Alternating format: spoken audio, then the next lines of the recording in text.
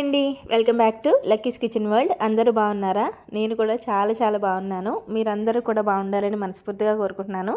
ఇంకా మన వీడియోస్ ఎవరైనా కొత్తగా చూస్తున్నట్లయితే ప్లీజ్ లైక్ చేయండి. అలాగే మన ఛానల్ని సబ్స్క్రైబ్ చేసుకుని ప్లీజ్ సపోర్ట్ చేయండి. మీ లైక్ అయితే ఇవ్వండి.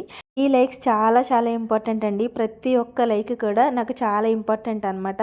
నాకు వచ్చే లైక్స్లో ఒక్క లైక్ పెరిగినా కూడా ఒక సపోర్టర్ పెరిగారని ఫీల్ అవుతాను.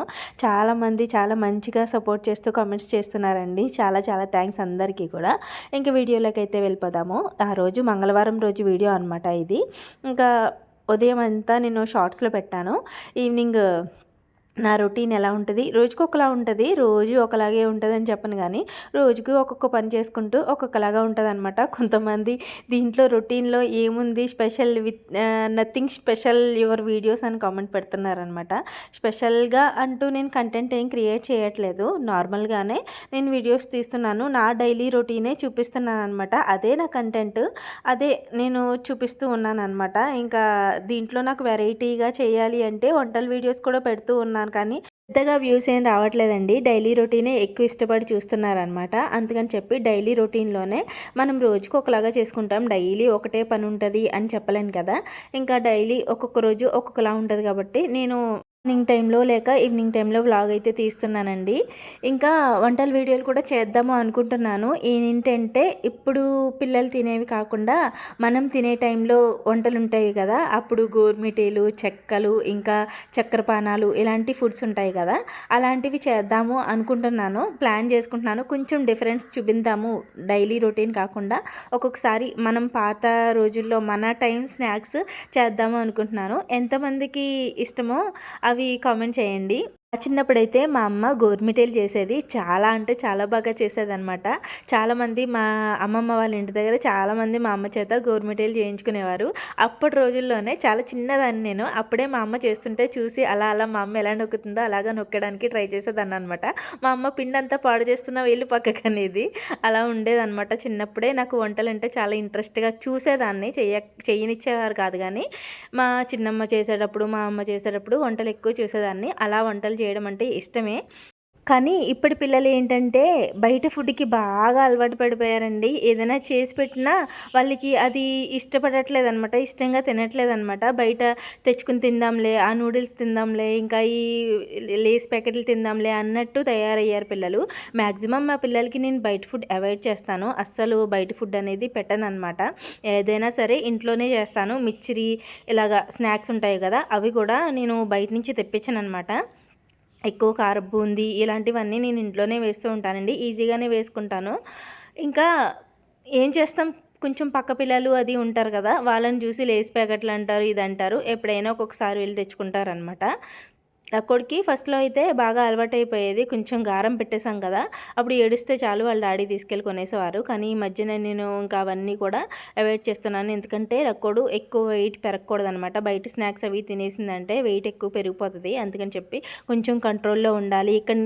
ఇప్పటి నుంచి నేను కొంచెం కేర్ తీసుకోవాలి. లక్కోడు పరంగా కానీ ఇంకా మిగతా అన్ని విషయాల్లో కూడా కొంచెం కేర్ తీసుకుందాము, అంటే తన లైఫ్ స్టైల్ మారుద్దాము అని కొంచెం ఆలోచనలో పడ్డానండి. అంటే మార్నింగ్ వాకింగ్, ఇలాగా కొన్ని ఎక్సర్సైజెస్ అవి కొంచెం టైం తనకంటూ కేటాయించాలి. అంటే ఇప్పుడు కేటాయిస్తున్నాను, కాకపోతే ఉదయం టైం అది అయితే కుదరట్లేదనమాట. ఇంకా లక్కోడు లేవడం కూడా లేట్ అయిపోతుంది. అవన్నీ కూడా లక్కోడు కూడా మారాలన్నమాట, నాతో పాటు లక్కోడు కూడా మారాలి. తన్ని కూడా ఆ లైఫ్ స్టైల్కి అలవాటు చేయాలి. ముందు తనకి ఇబ్బంది అవ్వకుండా ఉండాలి అని చెప్పి ఇంకా నేను అనుకుంటున్నాను. దాన్ని అయితే పాటించాలి. ఇక్కడి నుంచి చూడాలి, టైం అయితే దానికి తగ్గట్టు మార్చుకోవాలన్నమాట. ఇంకా చాలామంది లక్కోడికి ఎక్సర్సైజ్ చేయించండి, మంచి రిజల్ట్ వస్తుంది, కొంచెం హైట్ పెరుగుతుంది అని చెప్తున్నారు. నిజమేనండి అది. నేను కూడా డైలీ ఎక్సర్సైజెస్ అయితే చేపిస్తాను, కాకపోతే నార్మల్గా చేపిస్తాను అనమాట. ఈ హైట్ పెరగడానికి కొన్ని ఎక్సర్సైజెస్ అయితే ఉంటాయంటండి. నేను ఒకరిని కనుక్కున్నాను, వాళ్ళని కలిసి అవి ఏంటి అనేది కొంచెం క్లాసులు ఉంటాయంటండి, అవి తీసుకోవాలంట. నేను ఆలోచిస్తున్నాను మేనేజ్ చేయగలనా లేదా అని చెప్పి. ఇంకా యూట్యూబ్లో చూసన్నా ఇంట్లోనే చేపిద్దామా అన్నట్టు ఆలోచిస్తున్నాను అనమాట. ఏంటి అంటే టైమింగ్స్ కుదరట్లేదనమాట. మార్నింగ్ 8 కల్లా పిల్లల్ని ఇద్దరిని రెడీ చేసేసి స్కూల్‌కి అయితే పంపాలి. మార్నింగ్ టైంలో అయితే అస్సలు కుదరట్లేదు. ఇంకా లక్కోడు ఇంకా చిన్నపిల్ల కాబట్టి లేవడం కూడా లేవట్లేదనమాట. తొందరగా లేవట్లేదు. 6:30కి 7కి అలా లేస్తుంది. ఇంకా ఆ టైంలో నాకు వంట పని ఇది సరిపోతుందనమాట. ఈవినింగ్ వచ్చాక చేపిద్దాము అంటే ఈవినింగ్ 5:30 అయిపోతుందనమాట.